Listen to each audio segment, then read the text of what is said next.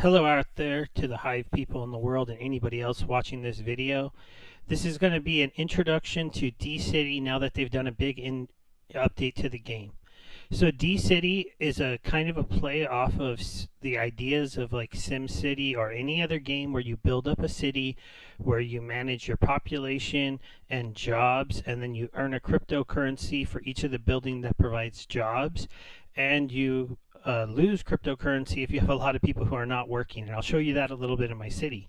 That's like the basics of the game. We're going to try to go through this relatively quickly because I know a lot of you won't stick around for a super long video. So the big thing to know in the game is there are a couple different kind of cards. There's the first edition cards. I'm not going to go over these individually. You can come and check them out at the website, which I'll have in the description. But each building does certain things. They either give you people, income, or sometimes they give you popularity, which is another stat in the game. And then certain cards have special abilities, and they'll be described in our description on the card. I'll go into a little bit of the ones in the second edition because they added some new cards that are very cool. I'll point those ones out, and then we'll go and look at my city really quickly. So the main thing that they did in the expansion was give you the main cards that do really cool things are job centers, because they give you a chance to train your homeless people to be other cards in the game that are better, and I'll go show you that later. They also added a brewery. The brewery actually allows you to earn another cryptocurrency by playing the game in the beer token. These are all Hive tokens, so this is requirement is that you do have a Hive account to earn these extra tokens, but you need one to play the game, so you'll be earning them. They also added the weed farm. This creates the weed cash token. So you can get beer tokens or weed tokens along with the in-game sim token now. There's also one more here that is important. The industrial complex plays into something that they added into the game, which is government and taxes, which is another big thing. The other thing they added into the game are technology cards.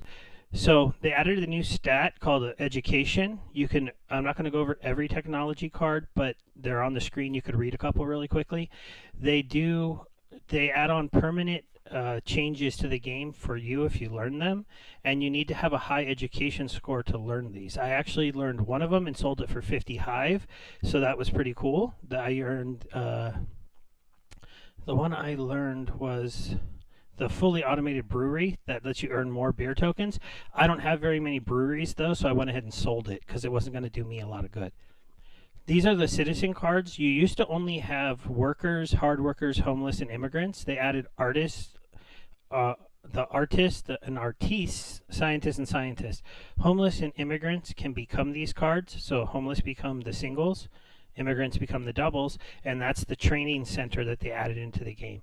That's really cool for anybody that saved these up, because a lot of people just sold their homeless and immigrants, and now we have a chance to turn them into better cards. So good for you if you held on to them, and good for you if you earn them when you start playing the game. The last part of the expansion was they added in the ability to have a different background in the game. This has to do with cards that give you creativity bonuses, and then you can find these in the game, and these are also tradable and sellable. So they added in a lot of new features. Let's go take a look at my city so I can go over some of it a little bit more. This is my technology page.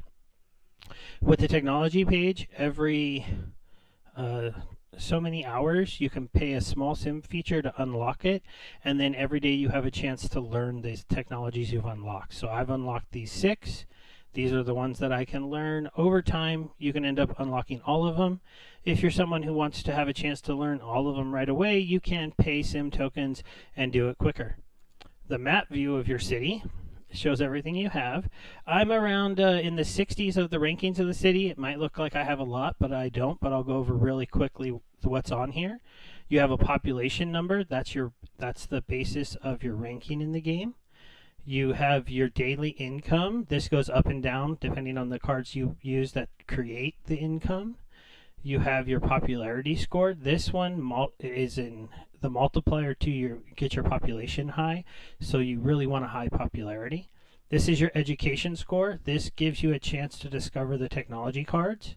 This is your creativity score. This gives you a chance to find the backgrounds.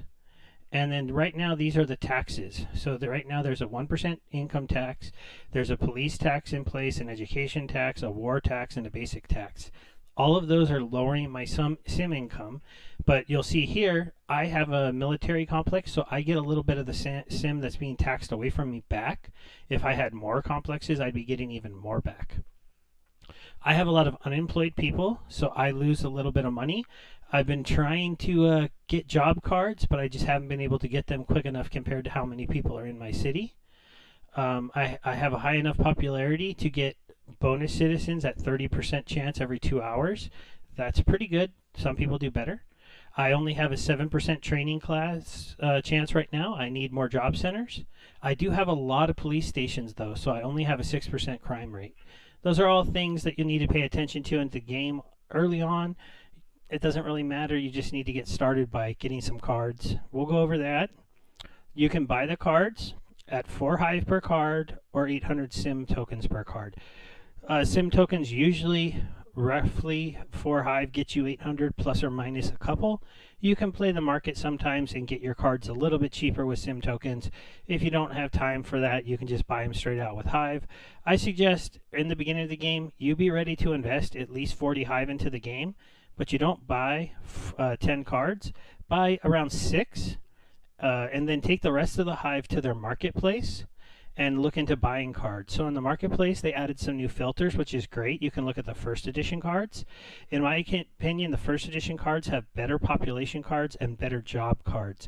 So this is where you're going to want to look for cards that provide a good amount of jobs. There's a lot more cards that need 20 workers, 30 workers, 40 workers. There's a lot more cards with good incomes, 10, 15, and no drawbacks. Second edition cards are all about the new stats. So you're going to have lots of cards like this one with creativity in the art galleries.